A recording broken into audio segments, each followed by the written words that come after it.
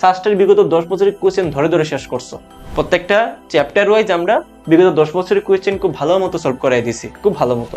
7 দিনের মধ্যে সব ক্লাস শেষ হয়ে যাবে। রিলস দেখা কিংবা চ্যাটিং করা কিংবা আড্ডাবাজি করা এগুলো বাদ দিয়ে যখন তুমি একটা রুমের ভিতরে ঢুকে জাস্ট তুমি আর তোমার বইয়ের দিকে ফোকাস করবা, দুনিয়ার সবকিছু বাদ দিয়ে ফেলবা, তখন যে কারোর পক্ষে প্রতিদিন 3 থেকে 4টা চ্যাপ্টার শেষ করা আহামরি কঠিন না। প্রথম চিন্তা থাকবে যে আমি সাস্টের বিগত 10 বছরের কোয়েশ্চেন চ্যাপ্টার ওয়াইজ শেষ করে ফেলবো। মানে যেই চ্যাপ্টার তুমি ধরবা ওই চ্যাপ্টার থেকে তুমি বিগত 10 বছরে যা কোয়েশ্চেন আসছে সব করে ফেলবা।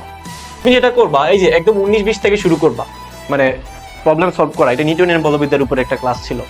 তুমি শুরু করবা 19-20 থেকে, এই যে 17-18, তারপর আরো এই যে 17-18, তারপর এই যে 15-16, তারপর হচ্ছে 14-15, মানে চলতেই থাকবে যতক্ষণ না তুমি মোটামুটি 10 বছরের কোয়েশ্চেন কভার করবা, তুমি সলভ করতেই থাকবা।